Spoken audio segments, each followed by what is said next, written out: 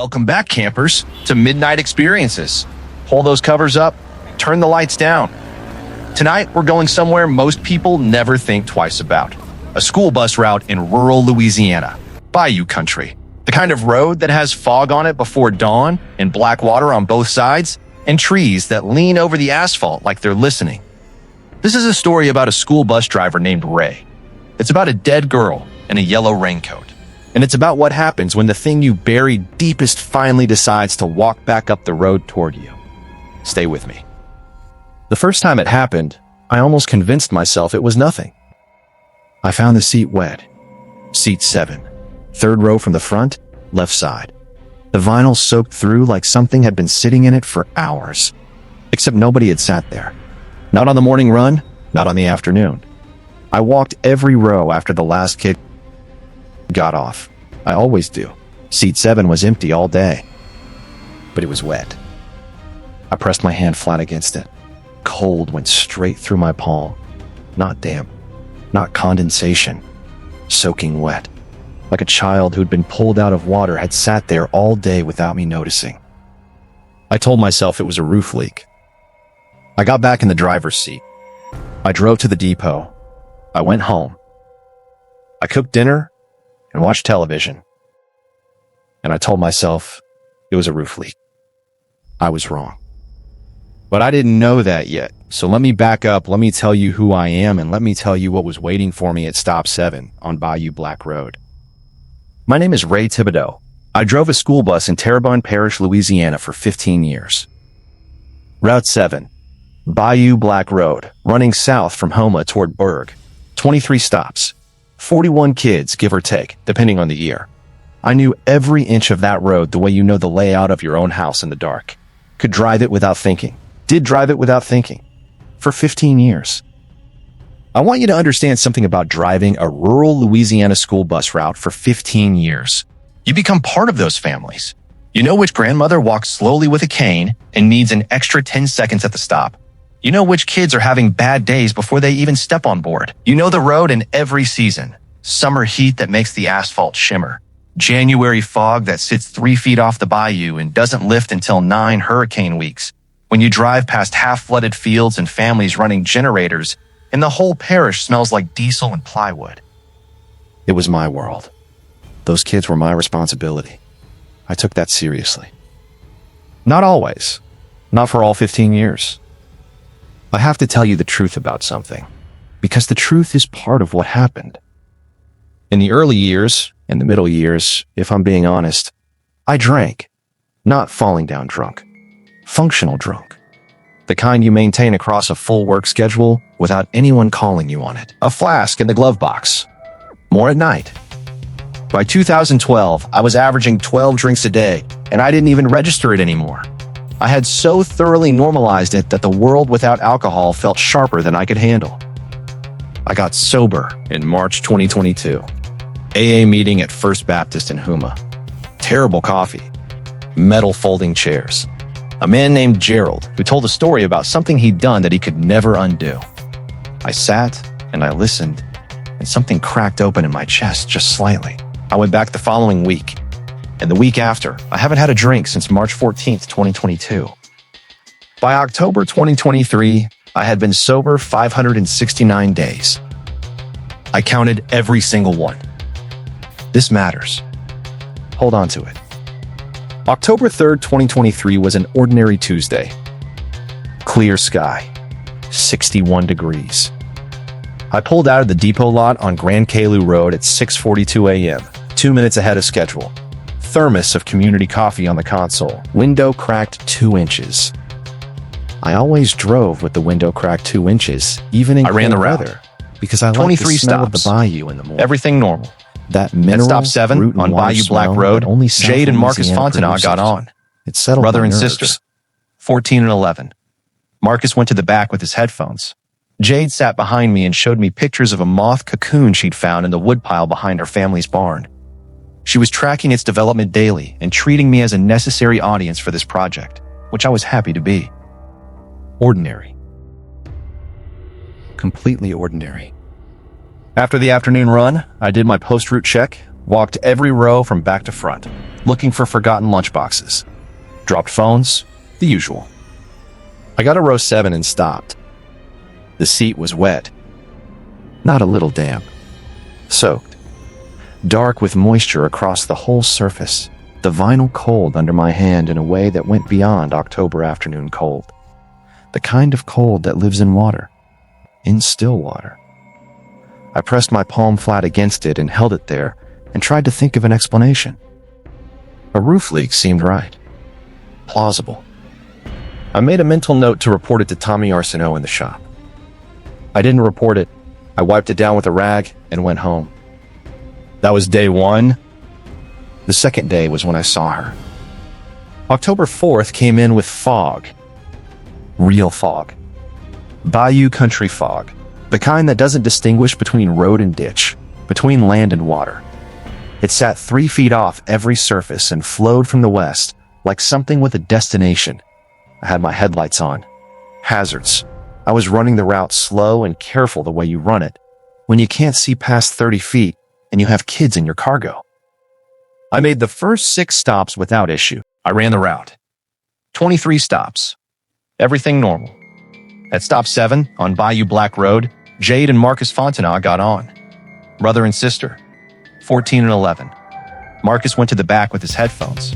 Jade sat behind me and showed me pictures of a moth cocoon she'd found in the woodpile behind her family's barn. She was tracking its development daily and treating me as a necessary audience for this project, which I was happy to be. Ordinary. Completely ordinary. After the afternoon run, I did my post-route check, walked every row from back to front, looking for forgotten lunchboxes. Dropped phones, the usual. I got to row 7 and stopped. The seat was wet. Not a little damp. Soaked. Dark with moisture across the whole surface. The vinyl cold under my hand in a way that went beyond October afternoon cold. The kind of cold that lives in water. In still water. I pressed my palm flat against it and held it there and tried to think of an explanation. A roof leak seemed right. Plausible. I made a mental note to report it to Tommy Arsenault in the shop. I didn't report it. I wiped it down with a rag and went home. That was day 1. The second day was when I saw her. October 4th came in with fog. Real fog. Bayou country fog. The kind that doesn't distinguish between road and ditch, between land and water. It sat 3 feet off every surface and flowed from the west like something with a destination. I had my headlights on. Hazards. I was running the route slow and careful the way you run it when you can't see past 30 feet and you have kids in your cargo. I made the first 6 stops without issue. Then I turned south on Bayou Black Road toward stop 7. The power pole that marked the stop came up on my right at 7:11 a.m. I eased the bus to a halt, opened the door. Marcus and Jade weren't there, still homesick. Sandra Fontenot had called in the absence. I was waiting the standard 90 seconds before pulling away when I saw something in the fog. A child. Standing near the power pole, about 12 feet off the shoulder of the road. Small. Slight. Head bowed so I couldn't see her face. In the jacket. Yellow. Bright, almost violent yellow. The kind of safety yellow you put on a kid specifically so you can see them in bad visibility. A child's rain slicker. She wasn't moving. I leaned across the console. You riding today, hon? Nothing. She just stood there, head down, arms at her sides. I couldn't leave the bus. I had 6 kids on board. I held the door open for another 30 seconds, watching her through the fog. She didn't move, didn't look up, didn't respond in any way. I closed the door, pulled back onto the road, watched her in the side mirror until the fog closed around that yellow jacket, and took her. Told myself it was a neighborhood kid. Wrong stop. Waiting for a parent. Some entirely reasonable explanation. That afternoon, seat 7 was wet again. I stood in the aisle looking at it longer this time. There was no child in row 7 that day either. Not on the morning run, not the afternoon. The seat had been empty all day. But it was soaking wet. cold and dark and deep with moisture, the same as the day before. I called Sandra Fontenot that evening, asked if Marcus and Jade would be back soon. They would. Stomach bug was passing, she said. She thanked me for calling. Then I asked, as casually as I could, any family on that road with a young girl? Yellow rain slicker? Dark braids? 8 or 9 years old? There was a pause on her end. Not a thinking pause. The kind where someone is deciding how much to say. No, she said. I don't think so. Then, what did she look like? I described what I'd seen. Small, braids, yellow jacket, patent leather shoes, the dress-up kind, dark with moisture. Another pause. Shorter. Heavier. I'll let the kids know you called, she said, and she got off the phone faster than she needed to. I sat at my kitchen table for a long time after that. October 7th was a Sunday. No route, but I went to the depot anyway. I do that sometimes. The bus is my responsibility, and I'm the kind of person who shows up to his responsibilities now in sobriety. It's one of the things I rebuilt in the last 18 months. Tommy Arsenault was in the shop working on the 2016 Thomas. He looked up when I came in and gave me the slow grin that was his baseline expression for everything life presented him. I asked him about Stop 7, whether there was any history there.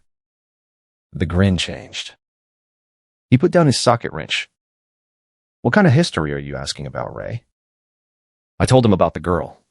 Yellow slicker, foggy mornings. Wouldn't board, wouldn't respond. I didn't mention the wet seat. He was quiet in a way that wasn't Tommy's usual quiet. He picked up a shop rag and turned it in his hands without looking at it. Were you on Route 7 in 2012? He finally said. I said yes. There was a girl, he said. Broussard. Callie Broussard. She was 8 years old. She was walking to Stop 7 one morning in November, walking along the road shoulder to get there, and she got hit by a vehicle, right near that power pole. She died at the scene. He said the driver never came forward. He said he thought he remembered a school picture in the Houma Courier. Small girl, dark braids. He thought she might have been wearing something yellow in the photo. He said, "You want me to talk to dispatch about reassigning the route for a while?" I told him I was fine. I thanked him, and I walked back to the bus, and I sat in the driver's seat with the engine off and the depot lot quiet around me. The only sound was Tommy's impact driver in the shop. Callie Broussard, 8 years old, November 2012, Bayou Black Road, near the Stop 7 power pole. Driver never found. I ran Route 7 in November 2012. I reached back into my memory for that month, the way you reach for something in a familiar room. November 2012. I could find Thanksgiving, the cold, a stretch of construction on LA 182 that added time to the morning run. I could find the children's faces, the regular rhythm of the route. But November 8th, 2012 specifically, that date, I reached for it, and there was nothing there. Not blur, not vague impressions, a clean, absolute absence. Like someone had reached in and removed that morning from the record entirely, leaving a space exactly the shape and size of a day that was not there. I drove home. I sat in my kitchen until midnight. I did not drink. I counted 575 days of sobriety, and I held that number like a rope over dark water. Monday, October 9th. No fog. Clear, cold morning. Marcus and Jade were back at Stop 7. Everything normal. Dry seat in the afternoon. The following week was calm. I told myself whatever I'd seen in the fog was a neighborhood child I'd never noticed before. I told myself the wet seat was a slow leak from somewhere in the roof that only showed up when the humidity was high enough. I told myself the November 8th blank was just ordinary fade. 11 years is a long time. Not every day is preserved. I told myself all of this with great conviction. Then it was October 12th, and the fog came back worse than before. The fog that morning was the density of cream. It came off the Atchafalaya system, which is the worst kind. Directional, massive, rolling north through the low country and covering everything. I was driving at 15 miles under the limit with my hazards on and my headlights eating into white that gave nothing back. I picked up Marcus and Jade at stop 7 at 7:11 a.m. Normal. Marcus to the back. Jade behind me with the moth tablet. And then my eyes went to the power pole. The way they'd been going there automatically since October 4th. She was there. Same position. Head down. Arms at sides. But closer to the road this time. 6 feet from the shoulder instead of 12. The fog was still heavy, but close enough now that I could see more detail. Her jacket had something on the left breast pocket, a small design. I couldn't make it out yet, just the shape of it, a slight texture against the yellow. Her shoes were patent leather, black, the rounded toe kind you wear to Easter Sunday or a school photograph. They were dark and soaking wet. The braids hanging over her shoulders were soaking wet, not fog damp, soaking. It had not rained in 3 days. Marcus and Jade were on the bus. The door was open. I don't fully know what made me do it.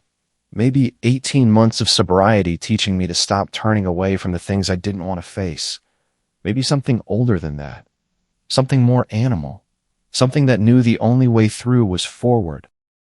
I looked at the figure in the yellow slicker and I said, out loud and clear, "Do you want to come on?" The head came up. She walked to the bus. "I want to be precise. I owe it to you to be precise." She walked the way a child walks, that loose-jointed, slightly uneven gait of a kid who's still growing into her body. She reached the steps. She gave the first riser that extra lift that kids always give, because bus steps are built for adult strides. She climbed all 3. She was 8 years old. Or she was everything 8 years old looks like. Fine-featured, dark-eyed, brown skin, cool-toned in the gray morning light. The kind of face that belongs to the old Creole families in this parish. That specific geometry of high forehead and prominent cheekbone that you recognize in names that have been on property deeds in Terrebonne Parish for 200 years. She looked at me as she passed the driver's seat. Her eyes were open, fully open, looking directly at me. And what was in them, I spent months trying to name what was in them. The word I keep coming back to is patience. Not the patience of something inhuman. The patience of a person who has been waiting for a very long time for a very specific thing, and who has always known, without needing hope, that it would eventually come. She walked to seat 7. She sat down. She folded her hands in her lap. She was completely, absolutely soaking wet, braids dripping, slicker darkened at the shoulders where the water ran off. The patent leather shoes had water standing in them, silver buckles on the outside of each ankle, small, carefully made. The embroidered image on her breast pocket was a bee, a small yellow bee, slightly dimensional, wings spread, stitched there by someone with care. I could see it clearly now. Behind me, Jade Fontenot was telling me about silk glands. She did not look at the girl in seat 7. She did not pause. She did not acknowledge in any way that another passenger had boarded. The Chauvin twins in seats 5 and 6 kept arguing about whatever they'd been arguing about for 2 weeks. Nobody looked at row 7. I put the bus in drive. I drove. 23 stops. 23 kids. The girl in the yellow slicker sat in seat 7, with her hands folded and her wet braids dripping, and her patient dark eyes resting somewhere behind me. I did not check the mirror once on the morning run. I kept my eyes forward, and I drove. Between stop 21 and the return to the depot, at some point in the last stretch of the run, she was gone. No sound. No door. She was simply there, and then not there. The way fog dissolves when the temperature shifts a single degree. Seat 7 was wet that afternoon. Wetter than before, if anything. Like whatever moisture she carried deepened rather than dried through the course of a school day. I stood with my hand on it in the empty bus, and I made a decision. I was going to look at November 8th, 2012. I'd been standing at the edge of it for 9 days. I was going to look at what was on the other side. That evening, I pulled out my phone and I searched Callie Broussard, Terrebonne Parish, Louisiana. The Houma Courier-Archive came up first, November 9th, 2012. The headline read, 8-year-old girl killed in hit and run on Bayou Black Road. I read every word, twice. Callie Mae Broussard, age 8, struck at approximately 7:14 a.m. while walking along the shoulder of Bayou Black Road toward her school bus stop. Pronounced dead at the scene. Vehicle did not stop. Terrebonne Parish Sheriff's Office seeking information. Survived by her mother, Denise Broussard, and grandmother, Ida Broussard. There was a photo. School portrait. Blue backdrop. Her name printed in white in the lower right corner. Callie Mae Broussard. Fine featured face. Dark braids. Dark eyes. A child's face. Wholly ordinary. Entirely specific. Entirely irreplaceable. She was smiling in the picture, the way kids smile in school photos when a photographer tells them to. A small, self-conscious, real smile. I stared at that photo for a long time. I thought, 7:14 a.m., Bayou Black Road, near Stop 7. I left Stop 7 at approximately 7:11 a.m., headed south, in fog. She was walking north, toward Stop 7, toward me. 3 minutes. The gap between 7:11 and 7:14 on a straight foggy road, my headlights cutting low into white, an 8-year-old in a yellow rain slicker on the shoulder of a Louisiana road in November. 7 years of drinking, 12 drinks a day. Morning still foggy in my head as the bus started its run. I went to the bathroom. I splashed cold water on my face. I stood at the mirror and looked at myself. I said out loud to my own reflection, "What did you do?" I did not drive to the liquor store. I went to bed. I did not sleep. The week of October 16th through October 22nd was the week I cracked open, fully, the way something under long sustained pressure fails all at once, at every point simultaneously. Let me take you through it. October 16th. Heavy fog, the worst of the month. The kind that comes off the Atchafalaya when the temperature differential is just exactly wrong. Directional, massive, rolling north through the low country, covering everything with equal opacity. She was at Stop 7. She boarded. I opened the door, and she was at the base of the steps like she'd already covered the 12 feet from the power pole. In the moment, I wasn't watching. She climbed. She sat. Seat 7. Hands folded. Wet. I drove 23 stops. I kept my hands at 10 and 2. I kept my eyes forward.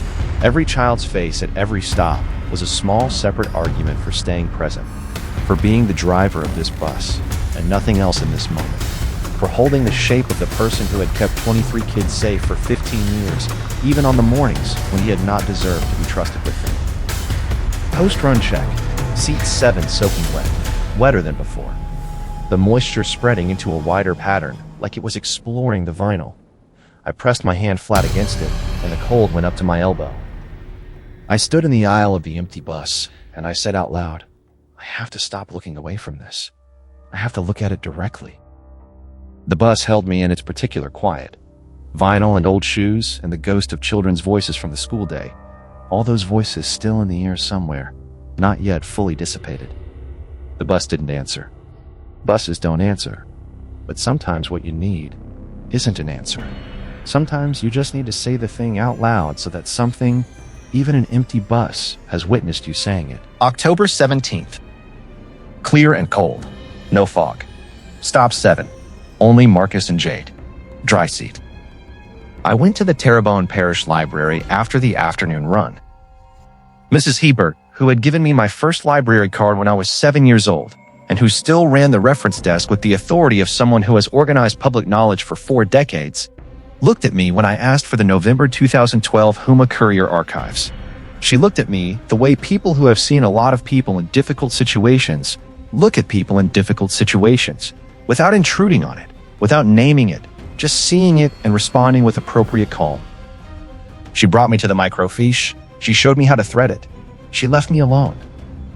There were 4 articles about Callie Broussard. The first I had already read online. The second, dated November 11th, 2012, 3 days after the accident, was a follow-up from the sheriff's office. They had recovered physical evidence from the scene, dark-colored paint transfer on the victim's clothing, consistent with contact from a vehicle. Based on the height and angle of impact, they were looking for a full-size vehicle. They listed the possibilities as van, truck, or bus. The word bus. I read it twice. 3 times. I looked up from the microfiche screen at the library around me, the heavy wooden tables, the overhead lights humming their fluorescent hum, the shelves of books in their patient rows. Everything ordinary. Everything exactly what it was. A person could look at any of it and feel nothing. I felt the room go very still. Or maybe what went still was the interior of my chest. The specific stillness of a body that has received information its mind is still processing. The third article, no viable leads, investigation ongoing. Fourth, from January 2013, case remains open. Family requesting information from anyone who may have been on Bayou Black Road that morning between 6:45 and 8 a.m. I returned the microfiche to Mrs. Hebert. She watched me with the quiet, attentive non-intrusion of someone who knows when not to speak. I thanked her. I walked to my truck in the library parking lot and I sat in it with my hands in my lap and looked through the windshield at the afternoon light on the cars in the lot and tried to think about what to do with a word like bus sitting in a microfiche article about the death of an 8-year-old girl on the same road. I drove every morning for 15 years. I sat there for 15 minutes before I could drive. October 18th. On the way home from the afternoon run, I turned into the Circle K on Main Street and I bought a 6-pack of Abita Amber. I want to be plain about this. I did not buy it as a test. I did not buy it because I consciously thought I would drink it. I bought it the way the body makes decisions when the mind is overwhelmed, automatically along channels so worn by 20 years of use that they had not been fully closed by 18 months of not using them. The body still knew the route. The body said, "This is too much. This is more than you can carry without help." The body said, "You know where the help is." I drove home with it on the passenger seat. I pulled into the driveway. I sat in the truck in the October dark with both hands on the wheel and the 6-pack beside me. I looked at the front door of my house. I looked at the porch light I'd left on. I looked at the shape of the living room window with the lamp on inside. The ordinary warm rectangle of a house where someone lives alone. 579 days. I drove back to the Circle K. I left the 6-pack unopened on the bench outside the door. I didn't go back in. I drove home and I called Earl. I said, "I almost drank tonight." He said, "But you didn't." Long pause. He said, "But you didn't, Ray." I said, "I need to tell you something larger than tonight, but I'm not ready yet." He said, "You don't need to be ready until you are. I'll be here." I thanked him. I counted 579 days with the same deliberateness I had counted each of the previous 578. I went to bed. October 19th. Fall. Thick again. The day was cold before sunrise and cold after. She was at stop 7. She boarded as she had boarded every foggy morning, climbing the steps in her dress shoes with the silver buckles, moving to seat 7 with her child's uneven gait, sitting, folding her hands, becoming still. I could see as she passed me that the embroidered bee on her breast pocket was darkened with moisture. The thread wet, the slight dimensional quality of it compressed by water. I drove the entire morning run without looking in the mirror. Every stop, every child, every opening door and climbing figure and familiar face, the whole texture of the route, and not once did I look in the mirror. I dropped the last child. I began the return run south on Grand Caillou Road toward the depot. The fog was thinning. The morning light was starting to assert itself through it, not yet burning it off, but reducing its density. Turning it from white to the translucent gray, it becomes just before it releases its hold on things. 200 yards from the depot entrance, the road straight and visible for 100 yards in either direction. The morning light coming in clear from the east for the first time all day. I looked in the mirror.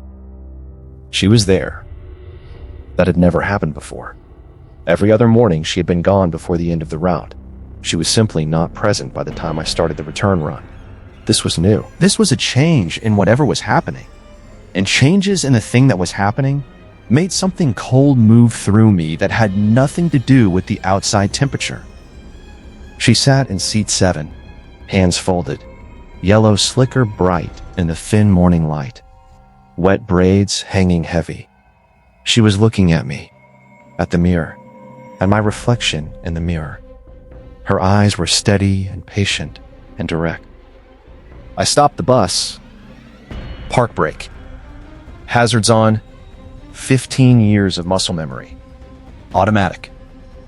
I sat behind the wheel and I breathed. 1 breath.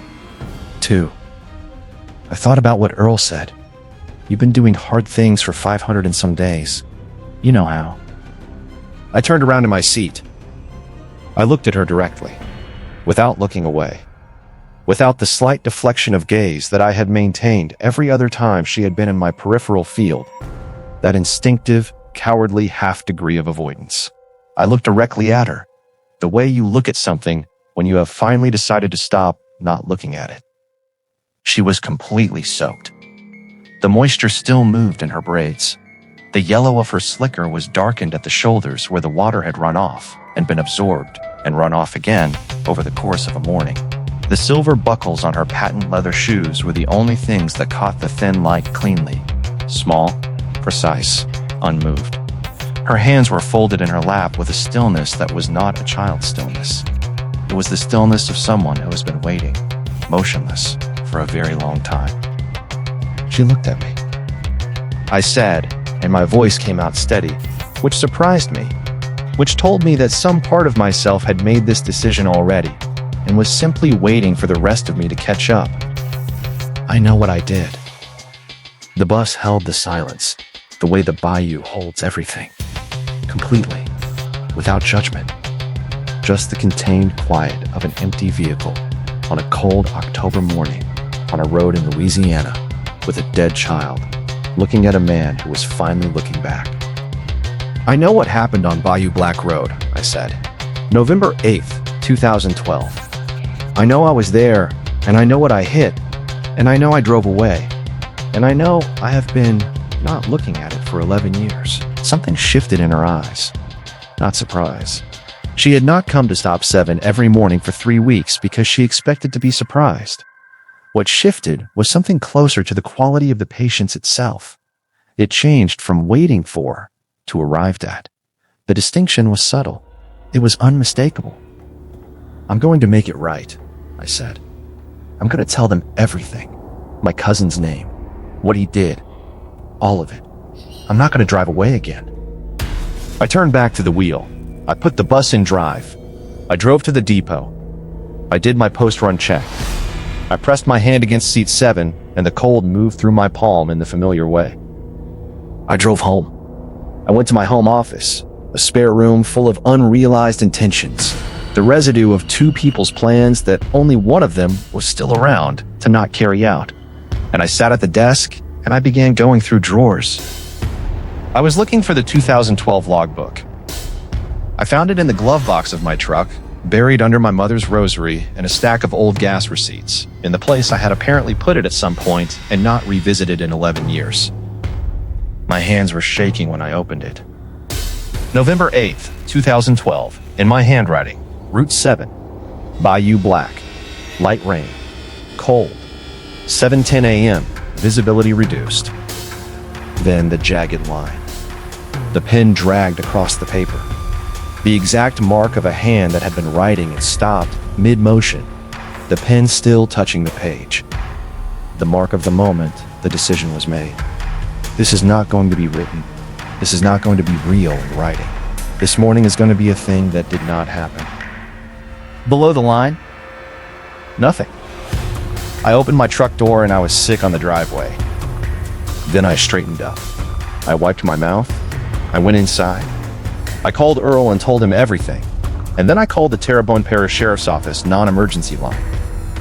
That night I called Earl again. I told him everything. All of it. From the wet seat, to the mirror, to what I believed had happened on November 8th, 2012. Earl listened without interrupting. When I finished, he said, "Ray, you need to call the sheriff." I said I knew. He said, "You want me there when you do it?" I said I thought I needed to do it alone. He said, "Okay." He said, "You've been doing hard things for 500 and some days. You know how." I said, "Thank you." I sat at my kitchen table in the dark for a while, and then I thought about Denise Broussard. I did not know her. I did not know what her life looked like now, 11 years after November 2012.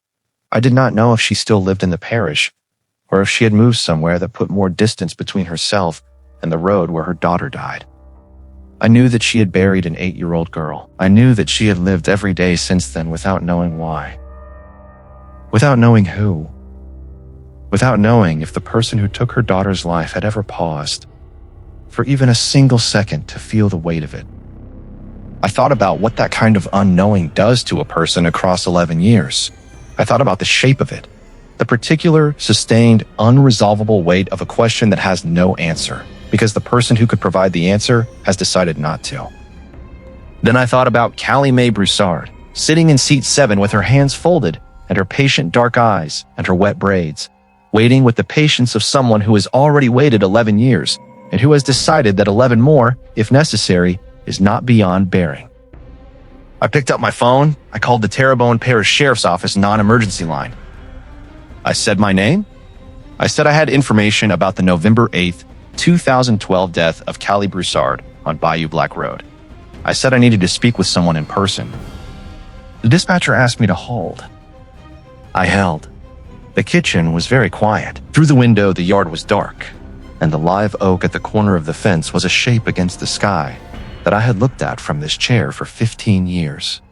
And that now looked different, or didn't look different at all, but had a different quality of witness to it, as though the tree had always known this moment was coming and was simply acknowledging its arrival.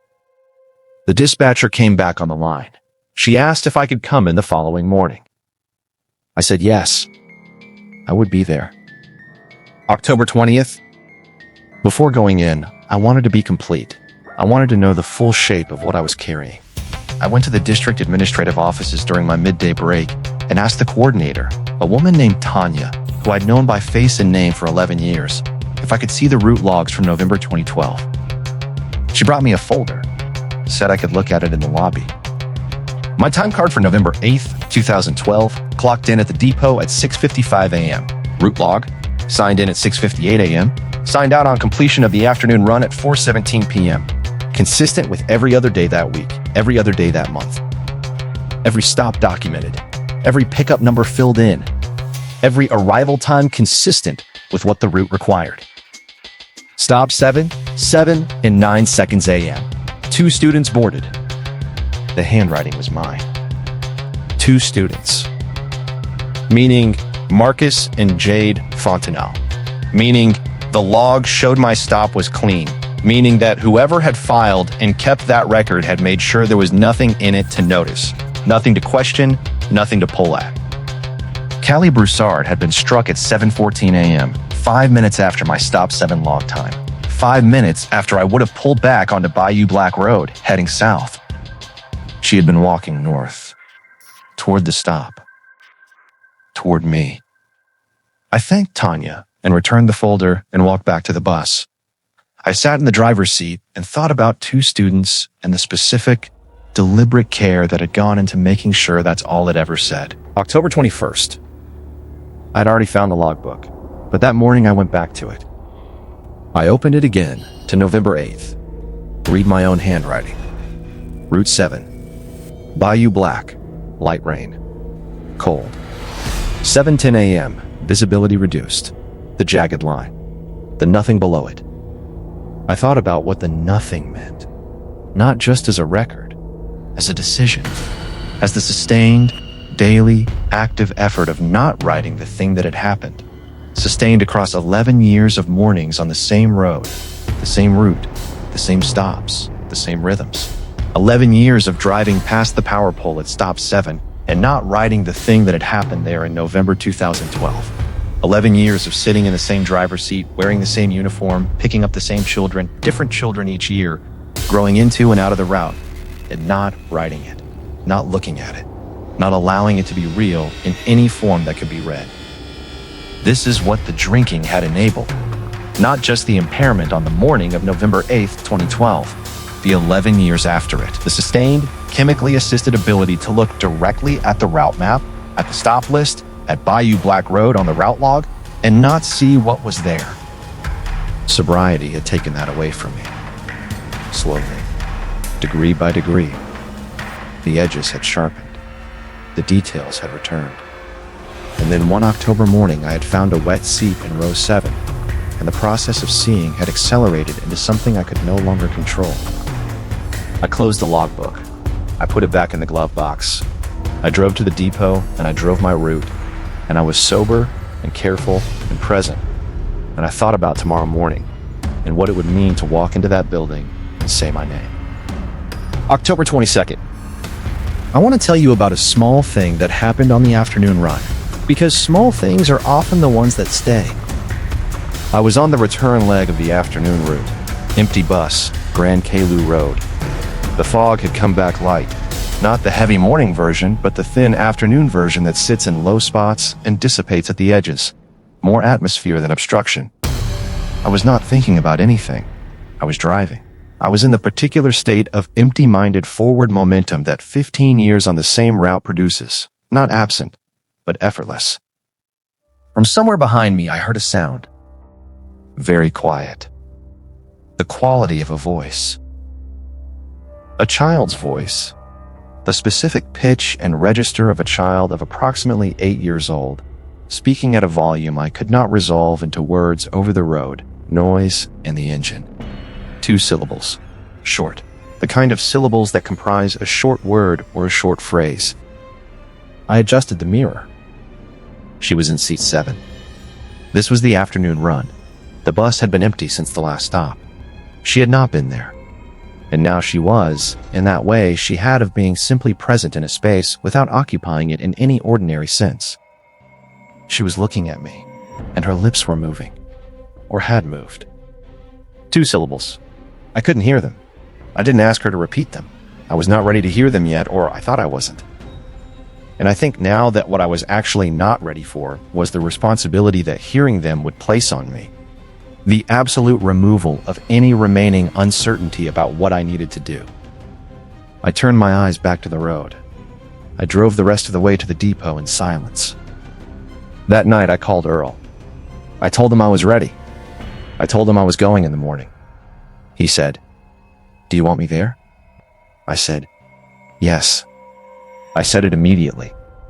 Whatever I had said before about doing it alone, I needed somebody in the building. I needed to know that someone outside of the legal process was present as a witness to the fact that I had walked through that door. Earl said, "I'll be there at 8." I thanked him. I counted 581 days.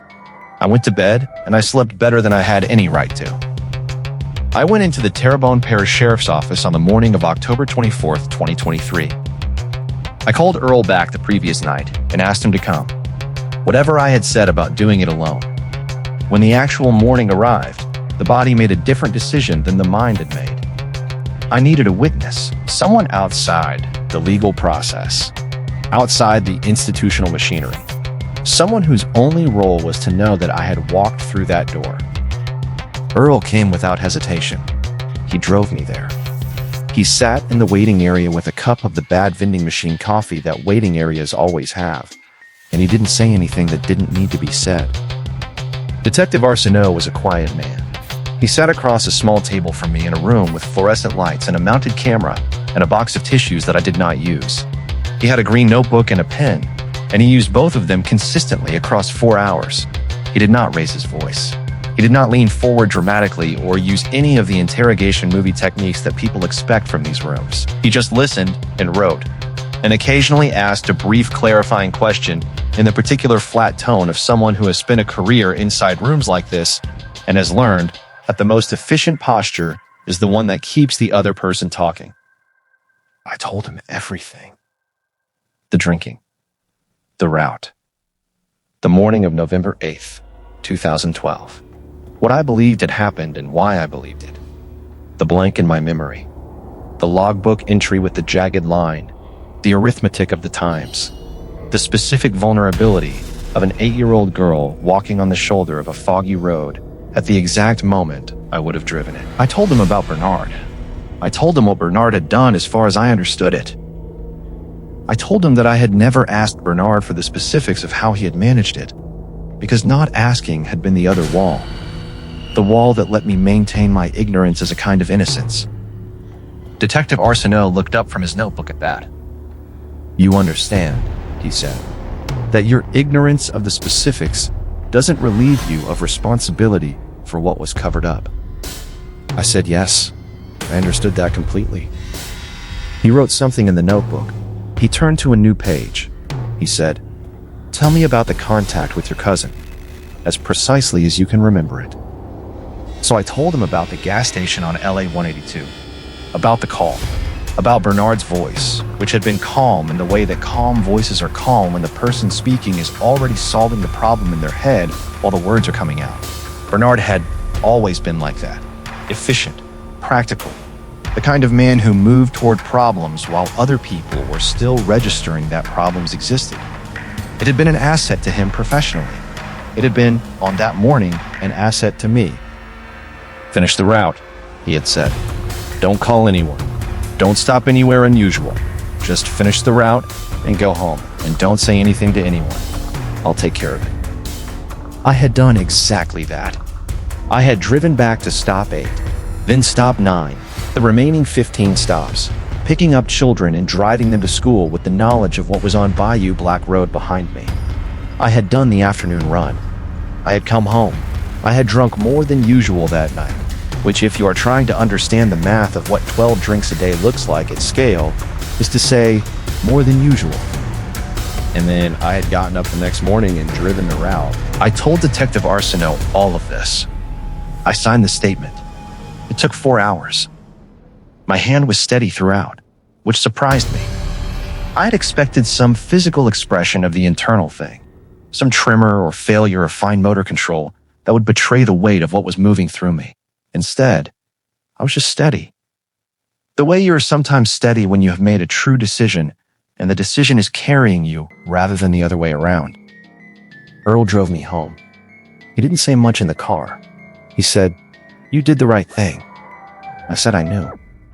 He said, "It doesn't make any of the rest of it right." I said I knew that too. He dropped me at my front door. I stood on the porch for a moment before going in, looking at the yard and the live oak and the ordinary afternoon light on the neighborhood. And I thought about the way things look the same after you have done something that changes everything. The trees still the same trees. The road still the same road. The light still the same light. Nothing external shifts. The entire change is interior, and it's total. And there is no going back to the person who stood in the same yard yesterday morning when the change had not yet happened. I went inside. I cooked dinner. I ate it. I counted 581 days of sobriety and went to bed. Bernard Thibodeau was arrested on October 28th, 2023. That is all I will say about that. The morning of October 25th, 2023, the morning after I signed the statement before the leave formally began, I drove Route 71 final time. I needed to. I can't fully explain it in terms that would satisfy someone who doesn't already understand it. The route was the container in which everything had happened, the beginning and the end of it. 15 years of what I had been, and the context in which whatever Callie Broussard was had come and found me and asked for what was owed. Leaving it by simply not returning, being placed on leave and never driving it again without a proper ending, felt like another version of driving away, and I had committed to not driving away anymore. Phil Bourgeois, the district supervisor who had hired me 15 years before and who, when I told him what was happening, pressed my hand and said nothing, because nothing was what the moment required. Phil said yes. He arranged it with dispatch. He shook my hand at the end of our meeting in a way that acknowledged, without naming, that something significant was ending. The morning of October 25th was clear and cold, 39 degrees, north wind. The kind of October morning that has committed to being itself. No compromise, no residual summer warmth. Just the clear, sober air of a season that has arrived and intends to stay. The sky went from deep navy to pale gold as I drove. The bayou lay flat and silver to the west through the trees. Window cracked 2 inches. Community coffee, 2 minutes ahead of schedule. I drove Route 7 for the last time, and I will tell you every stop, because they all mattered. Percy Trosclair, the youngest of the 3 brothers at Stop 1, pressed a Halloween bat sticker into my palm when he boarded. He did it with total seriousness. I thanked him with everything I had. Sylvie Malonkin at Stop 2, inside-out backpack, unconcerned. She grinned at me. I grinned back. In 40 years, she will be someone's favorite teacher, or everyone's favorite neighbor, or the woman at the end of the block who has flowers for anyone who needs them. I know it, the way you know things about children who have sat behind you for enough mornings. Mrs. Nguyen at Stop 3 in her rain slicker watching. That morning I understood her watching completely for the first time. The precision of it, the correctness of it. She was right to watch. She had always been right to watch. The world does not always protect your children, and the only thing you can do is be present at the moment of departure and at the moment of return, and watch with every available faculty during the time between. I thought about Denise Broussard. I thought about her standing at the end of a Bayou Black Road drive in November mornings, watching a small girl walk toward a stop in a yellow rain slicker, watching until she couldn't see her anymore. I drove every stop. I gave each one the full attention of a last morning. Stop 7, 7:09 a.m. Marcus and Jade Fontenot at the end of the Live Oak Alley, Jade with the tackle box. Marcus with his headphones around his neck, not on his ears. He met my eyes when he boarded and gave me this small, dignified, genuine nod that was entirely Marcus. I received it. The turnout beside the power pole was empty. No yellow slicker. No patent leather shoes dark with water they shouldn't be carrying. No child standing with her head bowed, her braids hanging heavy, her hands waiting for the right moment to fold. Just the pole. Rust orange transformer at the crown. Wiregrass bending at the base. The damp gravel of the turnout catching the morning light.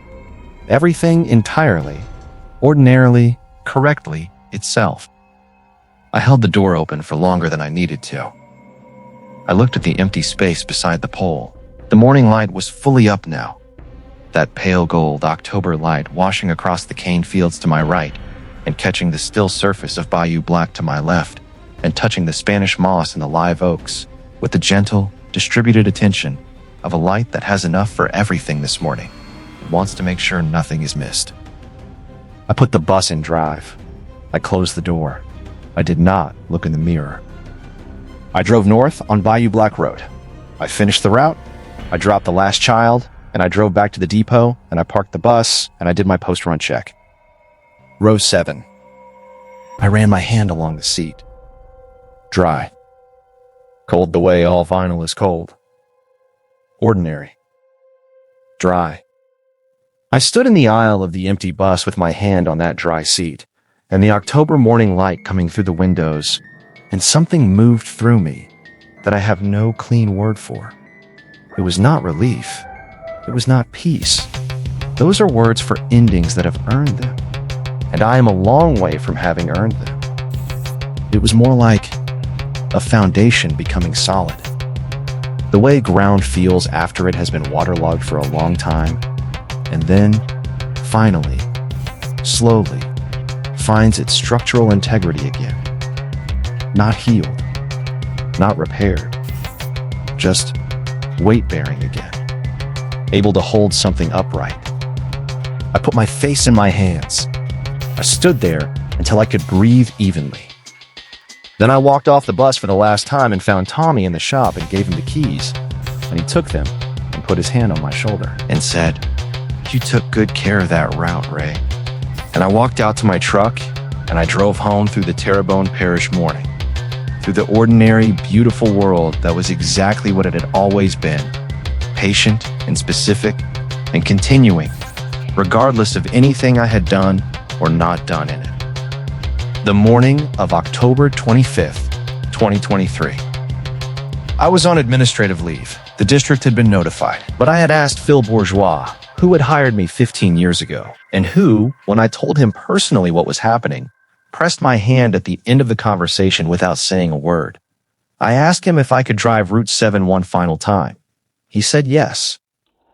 I needed to finish it the right way. I needed to drive it all the way to Stop 7 and see what was there. The morning was clear, cold, 39 degrees with a north wind, which is real cold in South Louisiana in October. The sky went from deep navy to pale gold as I drove. The bayou lay flat and still to the west, the cypress knees catching the low morning light. I drove with the window cracked 2 inches. Community coffee in the thermos. Everything the same as it had been for 15 years. Because endings deserve to look like what they're ending. Stop 1. The Trosclair boys materialized from the cold morning at the end of their oyster shell drive. The youngest, Percy, 7 years old, pressed a Halloween bat sticker into my palm as he boarded. Unprompted. Completely serious about it. I thanked him with all the weight that deserved. Stop 2. Sylvie Melancogne, inside-out backpack, unconcerned. She grinned at me, and I grinned back. Stop 3. Mrs. Nguyen in her rain slicker, watching until the bus was out of sight. She watched every single morning. I'd never fully understood it before. Standing there in whatever weather, in a rain slicker in case, watching until she couldn't see anymore. That morning, I understood exactly what she was watching for, and exactly why she was right to do it. I drove every stop. I gave every child the full attention of the last morning. Stop 7. 7:09 a.m. Marcus and Jade Fontenot at the end of the Live Oak Alley. Jade with the tackle box under one arm, tablet in the other, full agenda in her bearing. Marcus 2 steps behind her. His headphones were around his neck this morning. Not on his ears, around his neck. I noticed. I didn't say anything. Some things you just receive. He met my eyes when he boarded, held them for a moment, gave me the small, economical nod that was entirely Marcus Fontenot, 14 years old, quiet in the best possible way, present. The turnout beside the power pole was empty. No yellow slicker. No patent leather shoes wet with impossible water. No child standing with her head bowed in the cold morning. Waiting. Just the power pole. The transformer box at its crown, rust orange. The wiregrass at its base bending in the north wind. The gravel of the turnout damp at the edges with morning dew. Everything ordinary. Everything exactly as it had been before any of this started. I held the door open longer than I needed to. I looked at the empty space beside the pole. The morning light was fully up now, warming the dead cane and the ditch-line gold, and catching the flat water of bayou black silver through the trees, and lifting the Spanish moss and the live oaks into something that looked, in that early light, almost translucent. I put the bus in drive. I closed the door. I did not look in the mirror as I pulled away from Stop 7 for the last time. There was nothing in the mirror. I could feel that. The way you can feel the difference between a room that's empty and a room that only looks empty. This was empty. Chosen empty. Completed empty. I drove north on Bayou Black Road one final time. I finished the route. I delivered every child. I drove back to the depot. I did my post-run check for the last time, walking each row, the hard plastic of the seat backs familiar under my hand, the worn center of the aisle under my feet, the smell of the bus, vinyl, kids, hand sanitizer, the accumulated years of it all. Row 7, third row from the front, left side. I ran my hand along the seat. Dry. Cold. The way all vinyl is cold in an unheated vehicle on an October morning. Completely, ordinarily, unremarkably dry. No moisture, no trace of the impossible soaking wetness that had been there every morning for 3 weeks. Just a seat, Just a cold, empty, dry seat. I pressed my hand flat against it. I held it there. The cold moved through my palm the way ordinary cold moves, evenly, without weight. The warmth of my hand starting to displace it the longer I held on. I stood in the aisle of the empty bus with my hand on that dry seat, and something moved through me that I don't have a clean word for. Not relief, not forgiveness.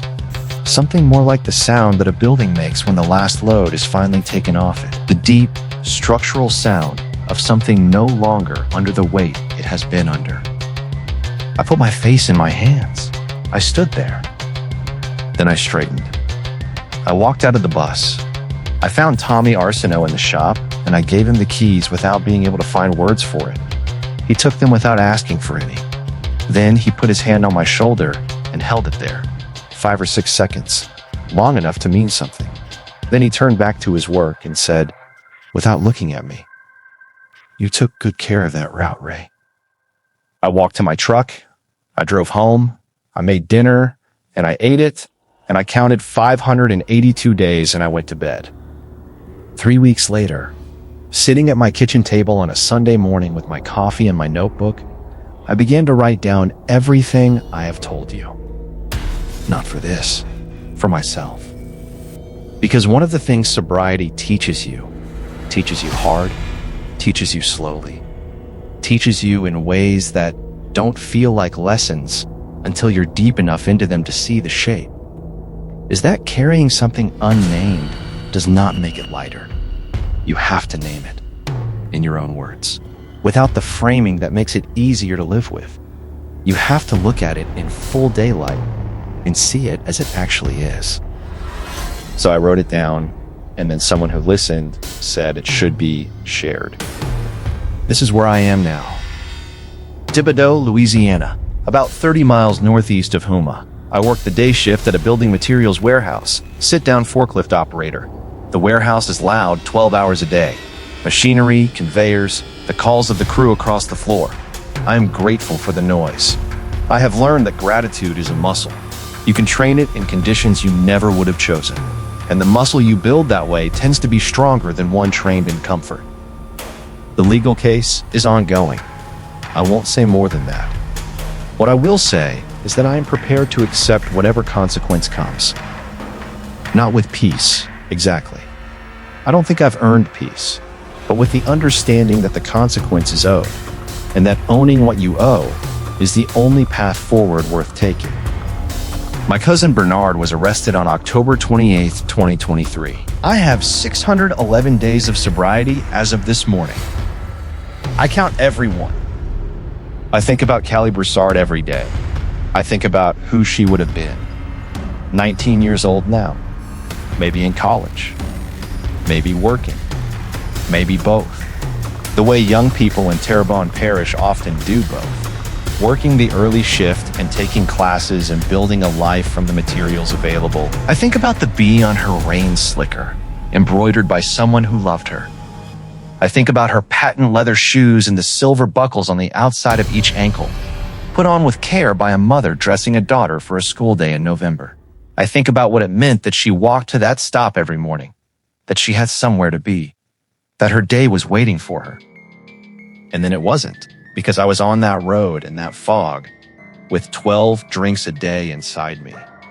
And the particular numbness that produces, that smearing of edges, that compression of consequences, that inability to process the full weight of what is happening in real time. And Callie Broussard was on the shoulder of Bayou Black Road in a yellow rain slicker walking toward a bus stop. And I drove away. I drove away for 11 years, until she made me stop. I don't know what she was. I have sat with that question the way sobriety teaches you to sit with questions that don't have clean answers, fully present, without reaching for resolution before it's available. I was raised Catholic enough to believe in the persistence of souls. I have lived long enough in South Louisiana to know this land holds things. The water here, the mud, the history. This is not a place where the dead move on easily. There is too much weight in the ground, too many layers. Too much that has happened on these roads and in these fields and on this water for things to simply dissolve. Whether she was a ghost, or my guilt made visible, or something older than either of those categories, I cannot say. I have stopped needing to say. What I know is that she was owed something.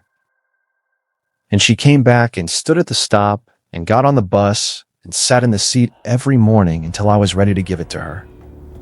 She was owed her name spoken aloud by the person responsible. She was owed the stop being closed. She was owed her mother knowing. My attorney told me how Denise Broussard received the news. He prepared me for it carefully.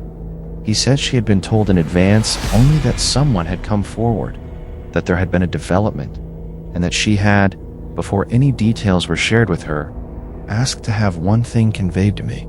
She had said, "Tell him she always knew someone was out there. Tell him she always believed that person would eventually be unable to live with what they knew." And then she had said something that my attorney relayed word for word because he could see it mattered. Tell him she's glad someone told her daughter the same thing. I've turned that sentence over for months. In the warehouse. In the truck. In the early mornings before the alarm, when thinking is most unguarded. I believe she was saying that Callie had been doing the same work Denise had been doing, holding the question in place and waiting for the answer to finally come. Waiting, in whatever form waiting takes for the dead, at a bus stop on Bayou Black Road in a yellow rain, slicker with her hands folded and her patient dark eyes, and all the time in the world. I will not tell Denise Broussard what I saw at Stop 7. That is not mine to give. What is mine to give is the truth of the road, and the truth of that morning, and the truth of my cousin's involvement. And I am giving all of it, slowly and completely, through the mechanisms built for exactly this purpose. The rest belongs to the space between the living and the dead. I don't have rights in that space. I am not the custodian of it. There are fog mornings at the warehouse. The Atchafalaya country makes the same fog that Bayou country makes. Low, dense, sitting on the water before sunrise and spilling across the loading dock. On those mornings, sometimes, at the edge of my peripheral vision, at the far end of the dock in the thickest part of the white, I think I see a shape. Small, still, a quality of yellow in the gray. I don't look twice, not because I'm afraid of what I'd see. Fear isn't the reason. The reason is respect. Whatever came to Stop 7 on Bayou Black Road and sat in that seat every morning and waited with the patience of someone who had already waited 11 years. It came to say something. I heard it. The seat went dry. What happens next happens in the world of the living. And the world of the living is where my attention belongs. I park the forklift. I clock in. I do my work. I drive home in the evening when the light goes warm and low over the Thibodaux water. I count my days. They add up. This is what I want you to take from what I've told you. Not the horror of it, though it is horror. Not the ghost, though she was real. I want you to take this. The Bayou doesn't forget. The dead don't forget. And whatever you've buried in this kind of ground, whatever you've covered with fog and years, and the particular amnesia of a man who has decided he can live with not looking, will eventually surface. It surfaces the way everything surfaces in Bayou country, slowly, with patience, at its own pace, in its own season. She'd been dead for 11 years. But every morning she was at Stop 7. Until the morning, the seat was dry. And if that morning ever comes for you, if whatever you have done and whatever you have buried eventually finds you in the right state of readiness, I hope you open the door. I hope you let her board. I hope you drive the whole route with her sitting behind you and feel the full weight of what you owe. Because that weight is the only honest thing you have left. And carrying it out into the light is the only thing left that matters. Good night, campers. Stay on the road. And for God's sake, look where you're going. like and subscribe my channels.